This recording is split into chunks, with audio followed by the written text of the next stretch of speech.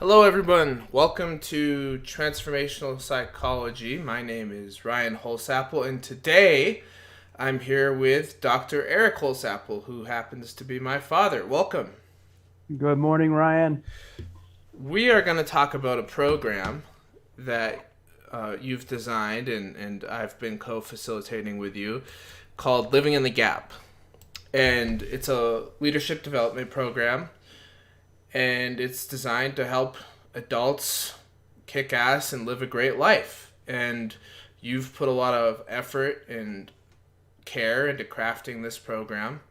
So I'd love to hear a little bit about where you're coming from as a guy who is in real estate but has also been doing these self growth modules and techniques and explorations for so many years. I mean, just give us a little background of why you're doing it and what it's all about. Hey, thanks, Ryan. Uh, it goes back a ways. I mean, I spent 20 years teaching at the University at Colorado State University and teaching mostly seniors heading out into the world. And also through a business that I run, LC Real Estate Group. Just really have noticed that even successful people haven't recognized what their purpose is in life, aren't as happy as they could be in life. And as a statement about the business community, I have just found it could be a lot more mindful. It's very impactful on the world as far as moving things, creating things, and those things, but not nearly as mindful as it could be and having as good an impact on the world as it could have. Wonderful. And is this program for both people who are doing business and other people, or what's your demographic that you're targeting here? The demographic's not age specific. In fact, I like having a variety of ages. In the last group, we had people from 21 to 61 in it. I find that, you know, people, older people, even people in retirement, have a lot to offer the younger people coming in. So it isn't that demographic, although I have my focus group is not exclusive, but it's primarily on professionals. I'm really looking for people that are established in professional career and want to learn how to use mindfulness and meditation, visualization, those kind of things to make their business better en route to making their life better. What's the connection for you between business and life? Well, I mean, at one time I would say that I'd get up and go to work and then come home later to have a life. But through this work, I've realized that, it's all the same thing, that I can be just as happy and enjoy myself just as much with the relationships that I've garnered at work as I can at home. So part of it is just realizing, there doesn't have to be that separation where I'm just going out on a track to make money so that later I can use that money to be happy. Mm-hmm. That I can actually use these tools to find satisfaction in what I'm doing, finding my purpose in life, and bringing myself and that purpose to whatever it is that I do as being the key. Mm-hmm. Rather than compartmentalizing my life around, okay, this is my career, no, this is work, and I don't talk about these things with these people, and I don't do that. I go off on my own and do that later, is one approach. Although, most of the time we have is at work. We spend 8 or 10 hours a day at work, and by the time we get home, we're tired. So I've just found that to be a suboptimal approach. Why not have the people that you work with be your best friends and make a difference with those people and go in and look forward to going to work. And if you can't do that at your current job, maybe it's time to look for a different job. Mm.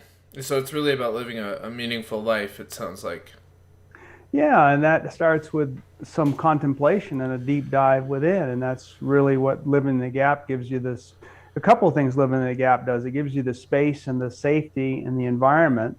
We provide an environment in which you're able to look within and also share with others that are doing it at the same time. Uh, and also over a time period that you can set habits. that somewhere around 95% of our actions on a given day are just habitual. We're just doing the next thing that's wired in our brain. And it takes some time to recognize what those habits are, to decide which habits are healthy, which ones I want, which ones I don't want, and then to implement and change and focus on new habits. So it's that guidance too. It's how Right. do I set daily habits that'll support the life that I want. Yeah. Yeah. So you're training your brain through focus and visualization and intention and discipline. Exactly. And it all starts with consciousness and awareness. Can I even be, I have to start being aware of the thoughts that I'm having without having them dominate me. I can just be aware of those thoughts, but operating on a different level that I can see those thoughts. And they're all not helpful. And I think we have something 6,200 thoughts a day, something like that. Most of them repetitive, not all very, mine at least, aren't all that helpful. Mm-hmm. So can I start being aware of those thoughts, develop a watcher, and come from a different place other than just habitual thinking? Can I come from a higher place?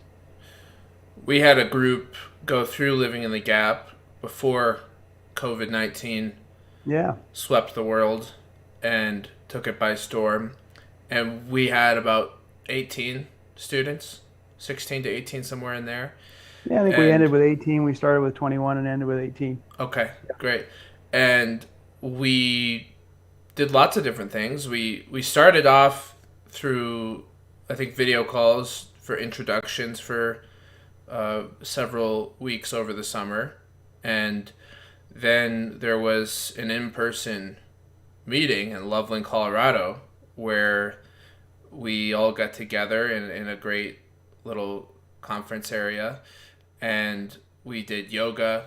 We talked about the pillars of leadership. I was fortunate enough to teach Dr. Strachan's self-soul spirit model and talk about subpersonalities and transformation and deep listening. And you and I really worked together to... Mine right here. Yeah, there's your subpersonality mandala. You and I really worked together to create a container during those in-person intensives for people to dive deep into their souls and into their lives and to really look at themselves and reflect on where they are and where they're headed. And the other thing it did was it created some momentum for people. It gave people a spark. It gave people a connection with a community of like-minded individuals who wanted to focus on their lives and live meaningfully. Yeah. Would you add anything to that? Yeah, I'd say it provides an environment in which people are allowed to and feel safe in opening up, and that, and being open. And that I find that we're either opening or closing in our life, opening or closing. And the more that we can open and stay open, the happier that we are. And it's hard. There's some vulnerabilities. You have to be careful. You don't want to be stupid about it. Open yourself up to every little thing. But also, if you're closed all the time, you have very limited potential. And also, it's very hard to be mindful if you're really closed and judgmental. So it provides an environment in which you can experience consciousness, mindfulness, those kind of things, and experience and also share that other people are experiencing it, because we're all going through this. We're all different people, but we're all going through much of the same thing and have many of the same questions. So having some other people on the journey with you can be really helpful. Will you talk about the pillars of leadership and how that plays a role in the program? They seem, to me at least, how I have been impacted by them, is they're part of the foundation of the program. Yeah, can I read them and just kind of go through? Sure. Number one I have is identify your purpose in life, which is there's an inner purpose and an outer purpose. Inner purpose is really your reason for being and your source, finding your soul and what you're really here driven and what you were put on this planet and earth to do. Who are you? And then there's your outer doing, which is your career, just what, are you in real estate or construction or in computers, or there's a doing, there's an outer doing. And we spend some time saying, okay, my inner self, my inner being, my inner doings. Here's who I am, and can I bring that to what I do? And most people find that they can adjust what they do and bring who they are, because what we want to do is to bring who we are to whatever it is we do. We don't want to have a situation where I'm vice president of this bank or manager of that. That means I'm somebody, or that's who I am. I want to say this is who I am, and I bring it whether I'm a janitor or if I'm president of a company or whatever else. This is who I am. You're So saying you don't identify as the role you play. exactly. You might play that role, but that's not deeply how you encounter yourself. So Yeah, or you may find yourself in, adapting yourself to whatever role you get in. And a lot of us find that. I spent a year just looking at that as, every time I go into work or go to school to teach a class or go to a parent teacher conference or go whatever, am I the same person or a different person? It's just a lot easier if I figure out who I am and bring that to whatever circumstance I come to. right, it's like trying to fit a square through a circle, so to speak. When you're trying to be someone who you're not, it's better to find out who you are and then find something that suits you. Yeah, for instance, I mean, I mentioned earlier I taught at Colorado State for 20 years, mostly seniors, and I find over and over again that particularly men, but both men and women don't know why they're there. That they got there because they were told by society and by their parents and whatnot that college is, something you got to do and you should study business.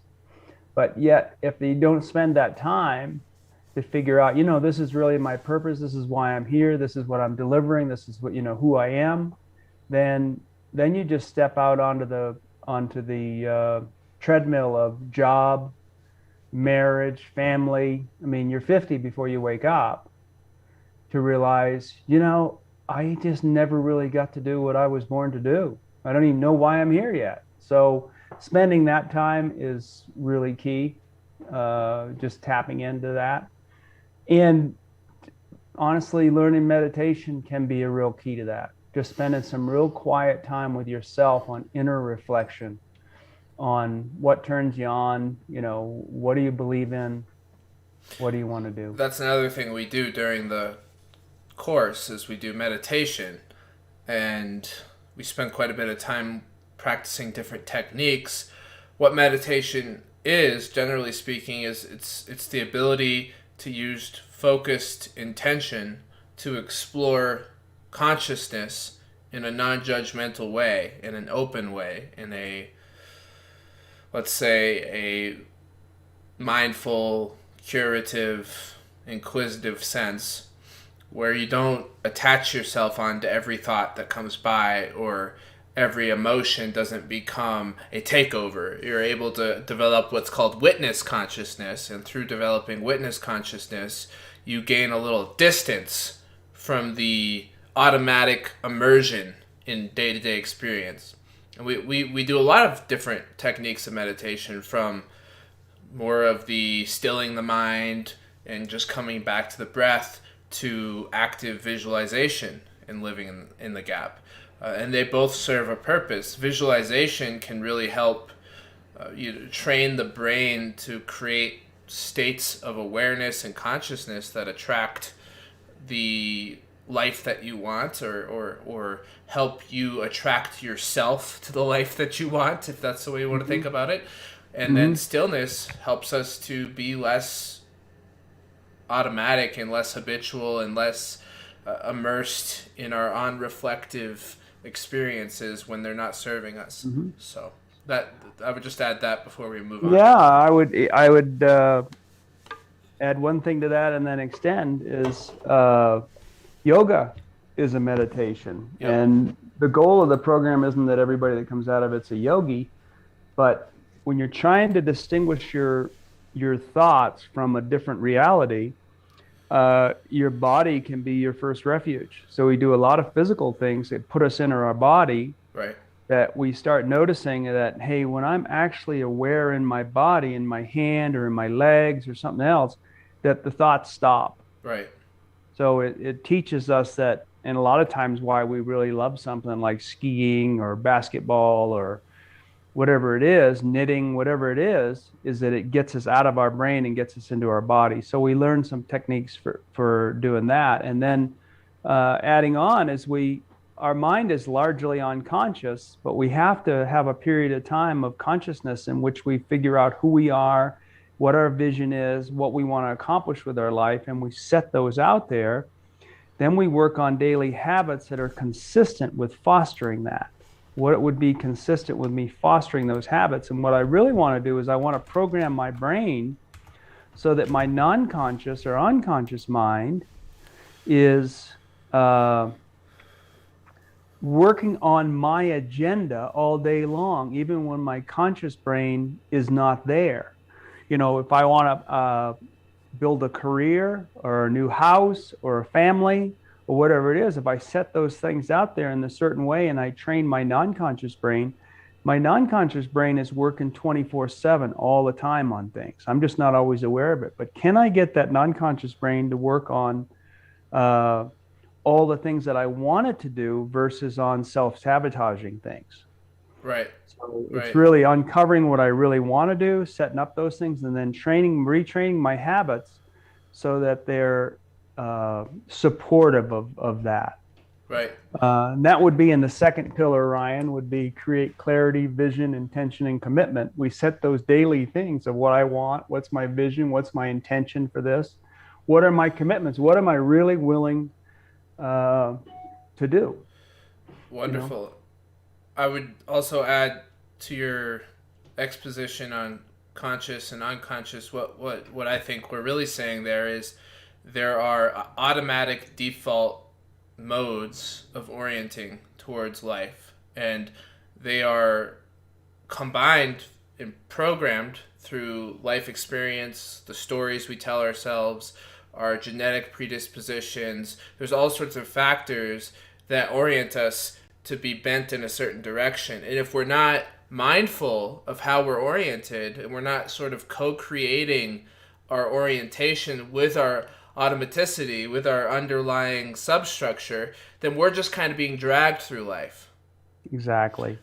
We don't want to be dragged through life. We want to be focused, and we want to tell our brains, this is what I want you to focus on. I want you to focus on all the opportunities that are in your life. I want you to focus on gratitude. And the idea, really, to be cliche, is that as you focus on these things, they expand and they become more powerful. And, whether or not you look at that from a metaphysical position where you say, well, it's the law of attraction, that's an open question, what that is, or if that's a thing. But most importantly, in my estimation, is you're creating an attitudinal position towards life that sets you up for success because your brain's not putting the blinders on all the opportunities. So that's what I would add. And you can look at it like gardening.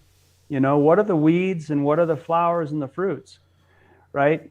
We have all these things that sprout up. They're not all that helpful. They're weeds. If we don't spend some time weeding the garden and watering the garden to have it grow what fruit and vegetables we really want and flowers, then, we're not going to have a very good garden. So Right. yeah, it's spending some time being aware of, a lot of thoughts that are stray thoughts or not that helpful or bad habits. Those are weeds. Weed them. Right. And then can we focus on the things that we really want to have? Yeah, so it's really about living mindfully. So let's move on to pillar 3. Yeah, be, do, have. So be, do, have is I just find that, and I didn't come up with be, do, have. I've had it in 3 or 4 different workshops. It comes from Scientology, from the Landmark Forum, from Atlas. There's a lot of workshops that use be, do, have. In this context, we set these things up and we have it in this order, is that you're working on, finding out what you really want out of life. What would you really, if you could really have the career of all careers, what would it be? And financially, what are your goals financially, and this and that? And then what would that give you if you had those things? And people say things like happiness, success, and satisfaction, those kind of things. And then we work on having that now. Can we take the actions where we have happiness, satisfaction, security and have all those feelings now rather than waiting that someday, if I go to the right college, marry the right woman, get the right job, make the right amount of money, get in the right house, then I'll be happy someday in the future to say, you know what, I'll even be more successful if I can have that mindset now. So we go to work on that is, what's those mindsets that we want to have, and what can we do to foster that in daily living, that even if when I do hopefully get that job, that house, the wealth, or whatever it is, that I'm already happy and that it fulfills me. Not that I'm expecting, because I think we all know people that have money that just aren't that happy or aren't that satisfied, or have a great job but just aren't someone we want to emulate or be around. So it's in that world. And number 4 is be mindful and present. And we work on that through meditation and mindful movement practices, just generally. And how you do that is through practice. And we work on that a lot, just to be aware of that. Number 5 is show up, take action, be detached from results. I'm going to let you take detached from results, Ryan. Yeah, well, we have to go back to the Bhagavad Gita, which is a great text of Hinduism, and you'll notice that in this program we really don't exclude any source of wisdom. So you've heard my father speak of many places in which we derive our understanding of life from, and we don't discriminate in a sense of turning something away. So we take from yoga, different meditation, maybe different personality models and understandings, brain science. There's all these ways in which we can have an interdisciplinary view of the world. So when we use these traditions that come from, maybe some are mystical or religious and some are more corporatized and mainstream, it's because they all have something that we can synthesize into a greater understanding of being in the world and living a meaningful life. And when it comes to being detached from results, we go back to the Bhagavad Gita, where it's the story of Krishna, who is one of the great gods of Hinduism, in Arjuna, and the sort of principle that underlies the story is learning to live your life without being attached to every result that you may or may not achieve, and at the same time being fully committed to your role. So it's this fine line where you're not apathetic, you're not detached in a sense where you're complacent, you're detached from the fruits of your labor, but you're passionately participating in life in a mindful way. So Arjuna has this great conflict about going to battle in the Bhagavad Gita, and he says, well, I don't want to go to battle. And there's all these emotional hang-ups and all these existential hang-ups for Arjuna, and Krishna mentors Arjuna to understand that you're in this life, you're in this so-called incarnation to live, to fulfill a role, to participate, to be a participant in the world. And you must do so without being caught up in whether or not it goes your way or whether or not things happen in a particular manner. And so you take away from that story in a modern sense and think, how do I show up for work or love life and fully give myself to it without being Smeagol, like from Lord of the Rings, or Gollum, and being obsessed with the object that my experience may or may not derive, may or may not produce. Did I cover it? Does that...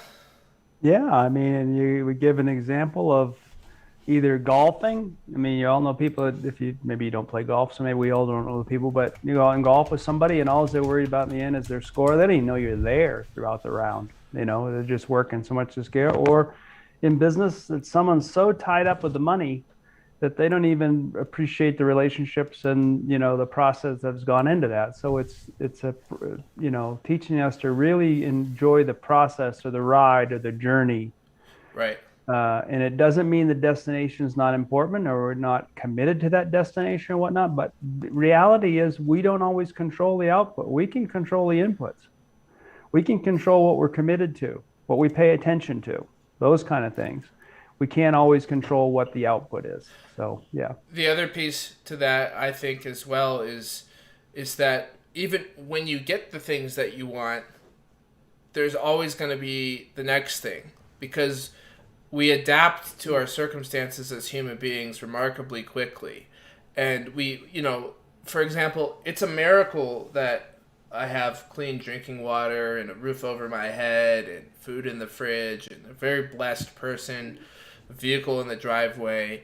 However, because of the way that I adapt to my environment, I have to consciously remind myself to be grateful for those things. Otherwise, they're just there, and then I start looking at, well, what else do I want? Where else do I want to go? So there's this sense of even when you get the new job or the promotion, or you make $1 million, or you sell a home in real estate, you might have that temporary fulfillment, and then the nature of the mind is to cling on to the next thing. And so what we really try to do is dissolve the projection. The projection is, if I have that, then I will be this. And so with the be, do, have that we talked about earlier, it's, if I be this, I might get to have all these things, and I get to reside in the integrity of knowing that irrespective of the changing circumstances of life, I'm still present, I'm still here, and I still have a say in my experience, and it's not totally just dependent on outcome. Are you with me there? Did I? Totally. Yeah. Totally. Okay. Yeah, Okay, why, if it doesn't make us happy in the end, what the heck good is it? Yeah. And just having the thing is not what makes us happy, in my experience. It's a mindset that has to be fostered and developed and be present for. Yeah. Yeah. And it's not that we're saying don't have things. No, I think you can have everything. In fact, one of them we'll get to is affluence increases influence. I think that, having things means that you can make even a bigger difference for people, but why do you want affluence? Let's give some thought to. Well, and I'd also like to mention, you're in a particularly well-positioned place for a mentor of be, do, have, and bringing out inner wisdom and outer success at the same time, because you've found great success in real estate. You've had a great career. You've mentored a lot of people and helped a lot of people become wealthy and become prosperous. So, your words don't hopefully fall on closed ears or people who are tempted to say, oh, what does he know? Because they can see, well, look at this guy. He's done these things. He's saying meditation, mindfulness, paying attention to your inner world is important. Maybe there's something to this, So I don't know if that resonates with anyone listening, but I just think that that position that you're coming from, it helps people open up a little more. Yeah, thanks, Troy. And I have had, and I've a lot of successes there with people I've, helped and fostered, and, been part of a lot of people that have become millionaires' journey. And then I've also, seen a lot of people that have got the physical rewards and then are still miserable, So yeah, I have been lucky to have a lot of experience on both sides of this. So, and that's where the program comes from. Right.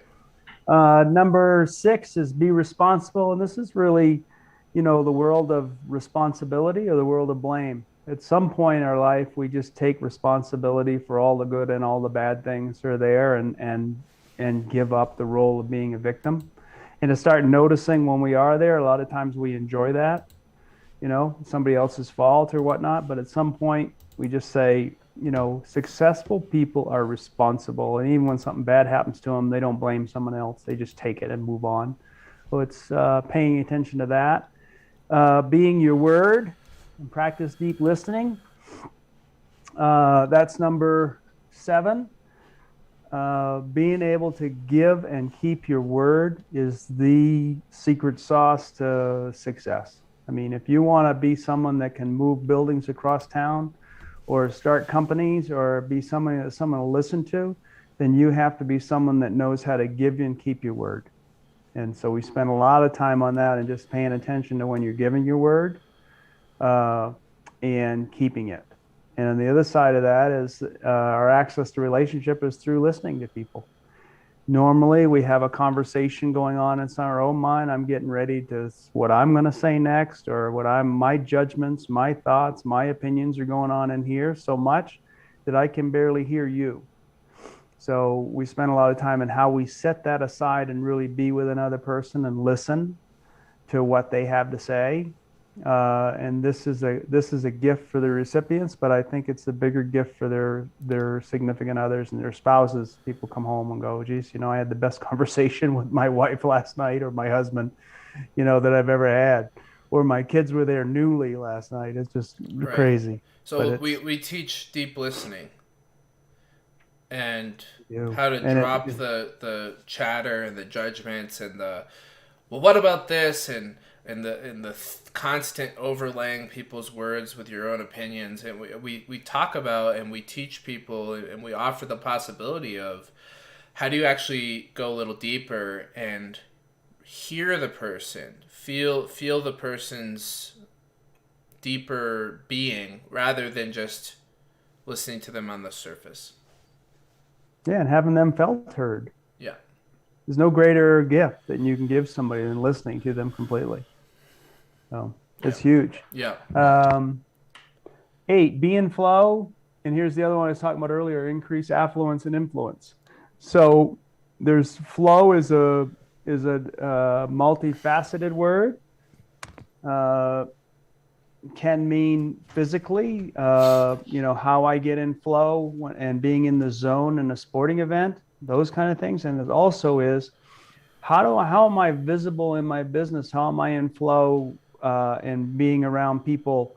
For instance, in real estate, my friend Larry Kendall teaches, a program called Ninja Selling, and they say, all the brokers in the world that people call is the person they talk to last, regardless if they had great experience with, Ryan went through Ninja Selling, awesome. Whether they had a great experience with you or not, if you're not in flow with them and therefore you're not on top of their mind, you're probably not the one they're going to call. So how do you get in flow that way?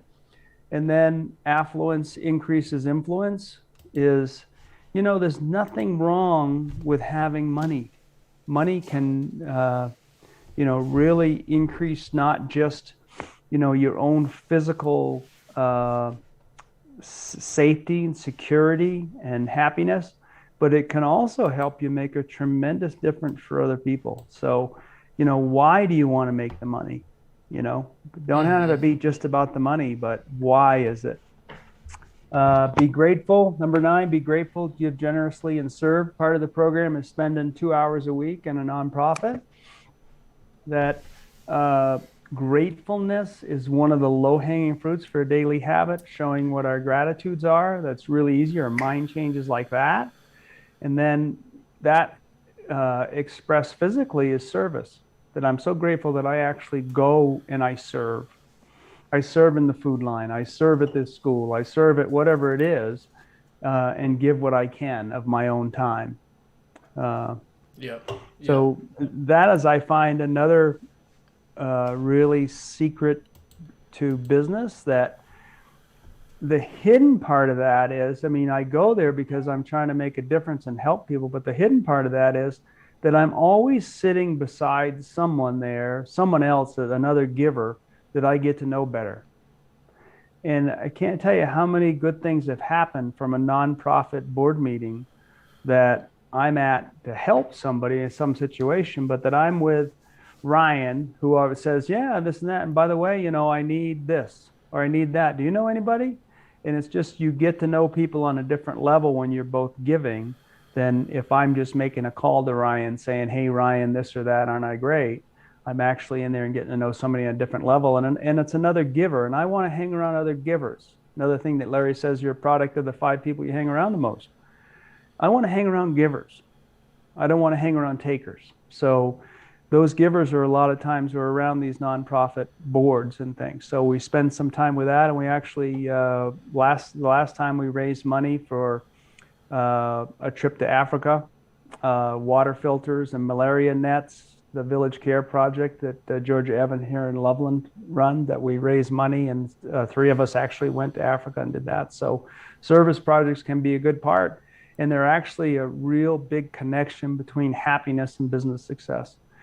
If you really, don't like cold calling, this is a warm call. You go and you serve on boards and you get to meet people. So You're saying it's the side benefit is that there's networking that happens. Yeah, totally. And Right. it's networking with the right people. It's Right. networking with other givers. Right. Yeah. Right.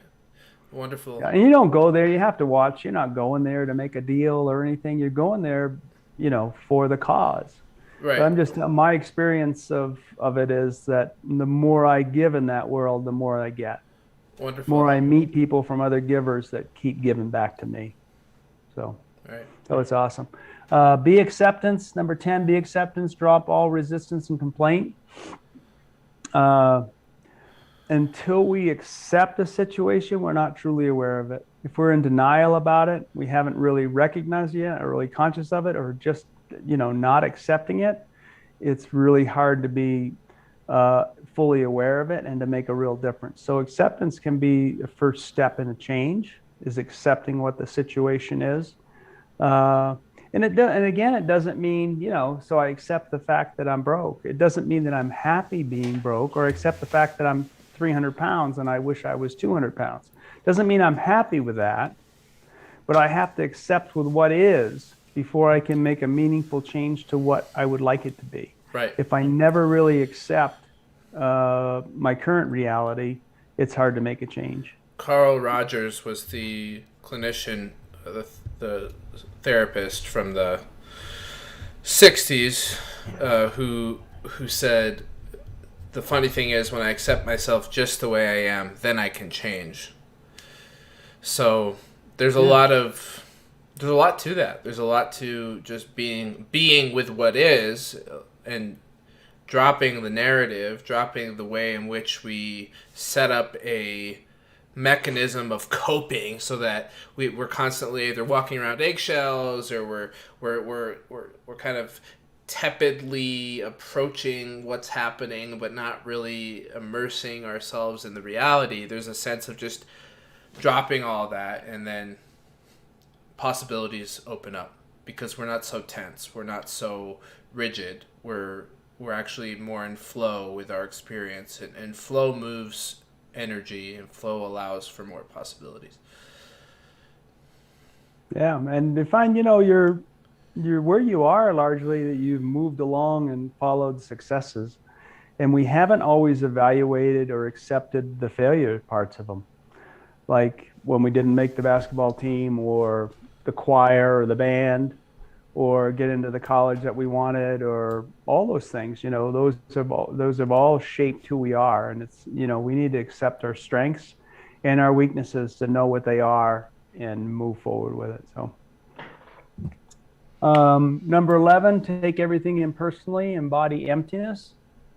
So everything impersonally, and this part comes from the Four Agreements, a really good book. But hardly anything someone else does is because of us. They usually have something going on in their world, and they're taking actions to do with them. We figure that we're way more important in other people's lives than we actually are. It's usually not personal what someone's doing. It has more to do with them. And then embody emptiness.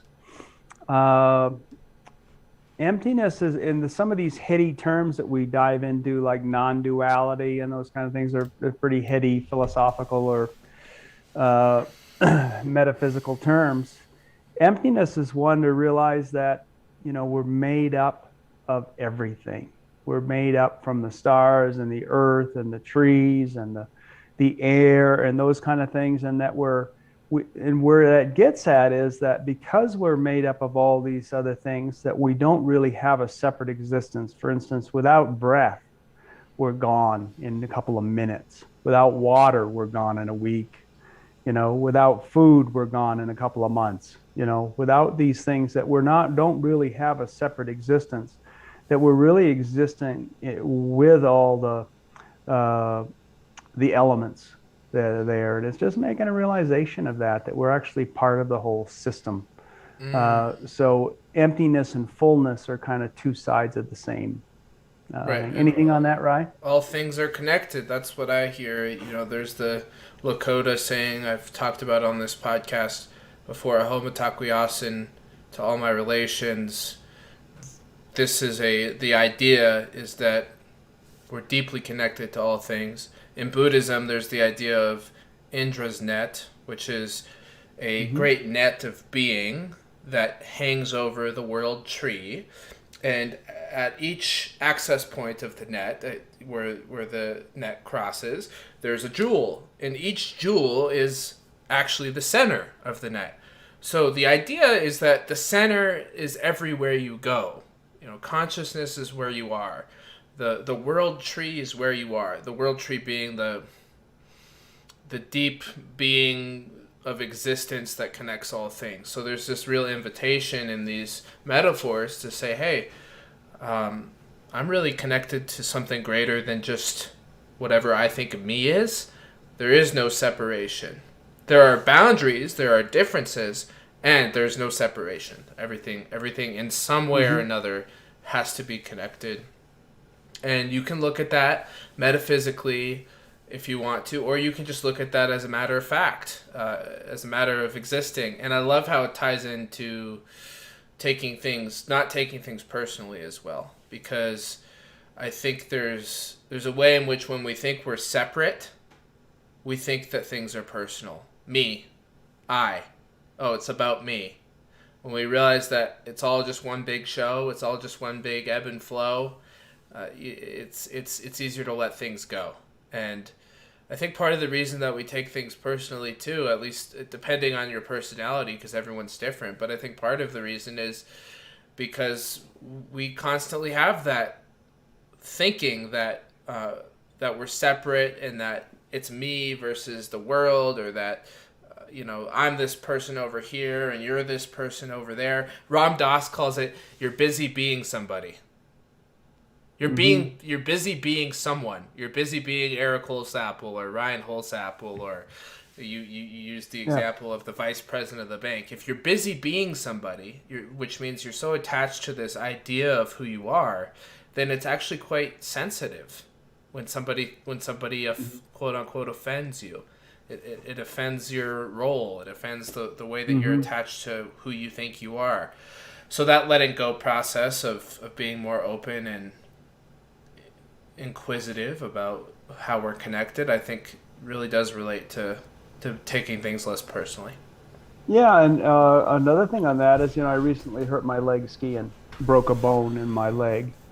And it's amazing to watch how, and I'm not judging anybody else by it, but just to notice how this is true, is that when somebody sees that, most of the responses are, oh, I remember when I got hurt. I remember when I remember when this, and I remember that most people, even when they're taking your experience, they're relating it to their own experience. That Right. Most people are worried or just taking it back to their own life. So you might just pay a little attention, just watch. Are people really listening to you and what happened to you? Or Right. relating everything back to ourselves anyway? Right. So it's just a way to come at it as it's not personal. Things happen to us and somebody does something, but generally it's not personal. It's what the situation they were in is personal to them, but it's not personal to you. Right. So, in number 12, we get all through. Have beginner's mind, know nothing, be curious. In Zen mind, beginner's mind, Soshi, I can't remember, Ryan, what the... Suzuki Roshi. There you go. This says, in a beginner's mind, there are many possibilities. In an expert mind, there are few. Once we get so that we know everything, there's not many possibilities. We've closed everything out. So this is a huge field. Just really humanity is just really getting started in the world of consciousness. I had, I think, 9 years of college. No one ever mentioned it. So to think that when we go through a little bit that we know something is Right. also something to be careful of. Is to be, constantly in that curiosity mode that, yeah, I say what I can know is, who I am and what I care about. Right. But, there isn't much else that I can be certain of. Yeah. Well said. Well, I'm going to share my screen so we can just look through the brochure briefly and give people Sure. more details on how they could sign up or share with other people if they're interested. For those of you who are just listening on audio only, I will be as descriptive as possible so that you don't miss anything. Also, please see the description where you can email Dr. Holsapple with an inquiry about the program as well as a desire to apply. Just let him know that you're interested and that you'd like to sign up or you'd like to have a discussion about signing up, and we'll go ahead and get you set up. So I'm going to share my screen here. You'll see Leadership Development Program, Living in the Gap. On the top it says Discover who you truly are, what you want, and how to get it. So the beginning is for this next round of the program, which we'll probably be doing annually from here on out, is June 2021. But that's on Zoom. The first in-person sessions are 9/15, so September 15, 21. Application deadline is April 31st, 21, and so you've got about less than a month here to a little less than a month here to apply if you're interested. Will you be accepting any late applications, or is it filling Yeah, up? actually, we're just moving that to the end of May. You'll move So it to the yeah, end of May. Okay, so yeah, never mind. It's the end of May. did And that yesterday. it does fill up though. I mean, the program does fill up, but we've had a lot of success with people. So there's no guarantee if you wait that you're going to get in. Yep. And so please do reach out if you're serious about this. Facilitators, of course, are Eric and myself, and it says here. Well, I won't read this part. It just says a little bit about program. There's some nice photos of things that we've done with our groups. I'll That might be actually, a good thing to dive into a little bit in that those middle photos you have there are of vision boards and of the day that we have a full day of writing your life's plan in the December envisioning section. your So future. Yeah. we work on coming up with once we come up with that vision and vision board, and then we actually spend a full day writing out in all the elements of our life, professional, family, health, whatever, academic, whatever it is, coming up with what our plan for the future is. So Yeah, and what's really when you been walk out, what's you really have a been full, what's really been great about that too is that you talk to people who have taken this vision work seriously, where they take the time to write out their plan for their future and how they want to feel, who they want to be, who they truly are, and you see people say, "Oh my gosh, I've checked so many things off of that list. I'm doing so well." There is that. What's your experience, Ryan, with, you've told me a couple of times that you've just laid stuff out there with, when you put something out there in Word, like a goal that you have for your business or school or something, you've noticed quite a few things in this area, I know. Yeah, absolutely. Writing things down and being deliberate about them. I mean, I don't think it can be underestimated how powerful it is. For example, I've got my master's degree now. That all started with writing about my future. I actually did the future authoring program. We've got our own sort of writing inquiry that's distinct for living in the gap. Very similar in some ways. Uh, as far as financial goals, I've seen it work. Relationship goals, exercise, athleticism, self care, body care, stuff like that. Like, really taking care of my body and showing up for my body in that way. Uh, Dietary has made a difference.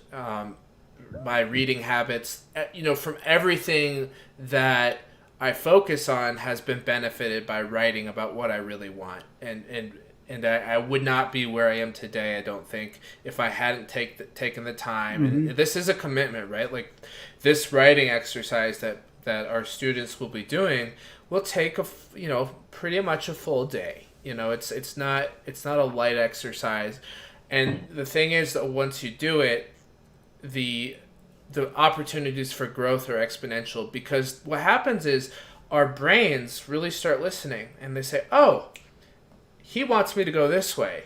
It's remember, it's changing those automatic orientations. Making them conscious. Yeah, we're reorienting our whole mind, body, soul towards what we want. A lot of people don't realize that they might be oriented towards something that they don't really want on a soul level, on a deep, meaningful level. So it's about orientation, it's about creation, and it's not about perfection. People have this idea about manifesting, Dad, where they think, if you want something, you just ask for it. It's not about that. There's no guarantees in life. You can try to grow wings, and you good luck growing wings. The point is that it increases the probability, and it also increases your well-being, and it makes a huge difference in the results that you get. Mm-hmm. So that's my view on it. Would you add anything to that? I would just say, when you want something, you put it in existence and you ask for it. And that helps if you put it in there in pictures and in words, and you go to work on it every day. Yeah. And you have, you're increasing your odds by 100-fold. Right. Sweet. Okay, so the program will mentor you in mindfulness, learning, yoga, transformational processes, personal and professional development, leadership, community service, and entrepreneurship. And that also includes the sub-personalities mandala that I'm in charge of teaching, which people got a lot out of last time.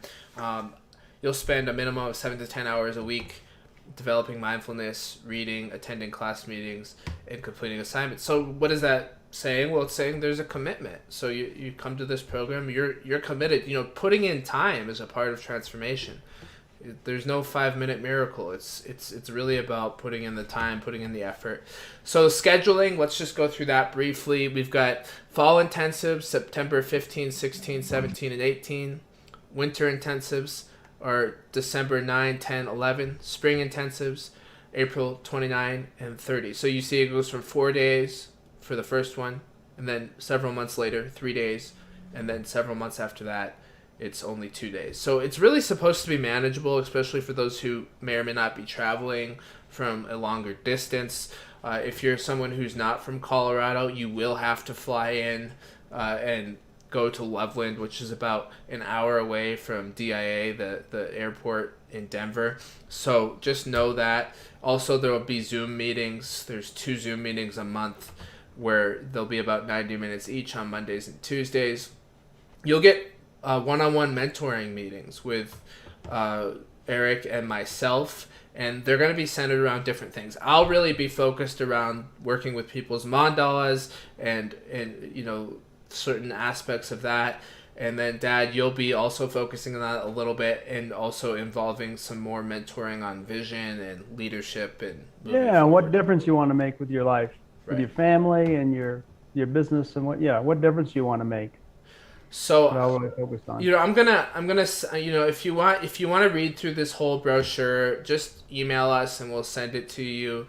But what I'd like to get down to, we've gone through a lot of these details. You'll do a morning routine, which just means that what we ask that people do in this program, the expectation is that you establish a ritual in your life where you do some yoga, some journaling, some meditation in the morning, which is really helping you orient yourself towards what you want in life, and also just helping you cultivate a sense of well-being. So let's talk about tuition. It's $3,000, which is actually a hell of a deal for a program like this. I can't believe that we're not charging $20,000 or something like that. It's a great deal. You can do a $1,500 scholarship if you have a demonstrated need. So that's a case-by-case basis that I'm sure you'll detail out with people on an individual basis. So full-time college students. Brian, for anybody that works for a nonprofit, it's $1,500, or if you're retirement age, to encourage involvement. So yeah. So full-time college students are eligible for that as well, it says? Particularly senior year, I'd like to have college students, if they're really serious students in a senior year, will consider you. Great. Yeah. So a great opportunity there. Tuition includes all the things that we've talked about. It does not include travel, lodging, meals. It does not include the books that you'll have to order, subscriptions, incidental supplies and equipment. Application, it looks like we'll just send that to you if you email us an inquiry. And deposit is $500, and you might be eligible for college credit, but it's up to the applicant to get the internship approved by the school and documented. So if you're interested, again, set up an appointment to discuss the program by emailing Eric at lcrealestategroup.com, and again, that'll be in the description, so you can just go ahead and copy and paste it. And we'll get the ball rolling here. So I'll stop sharing my screen, and we'll wrap up this call. Well, thank you, Ryan. Oh, we've got Christopher Johnston, who's actually a alumni of Living in the Gap, and he was wonderful. He said, "Great discussion, Ryan and Eric. For anyone watching and listening, I highly recommend looking into the program with these two. It is an incredible experience." Well, thank you so much, Chris. You were just a rock star in the program, and it was a pleasure working with you for both of us. So thank you for the testimonial, and hopefully people listen to that and do what they will with it. So Awesome. Yeah. So okay. Anything else to complete this? No, just my mission is to make a difference for the world, make it a little better than it was when I got here, and a little more mindful. So if you say yes to Living in the Gap, you help me fulfill my mission too. So thank you for even listening to this, or if you consider it, thank you. Awesome. All right. Well, we'll talk again, and maybe we'll do another podcast about Living in the Gap sometime. And everybody, awesome. I look forward to hearing from you if you're interested. All right. Thank you, Ryan. Yeah, my pleasure. Bye. Bye. So I got it. Boom.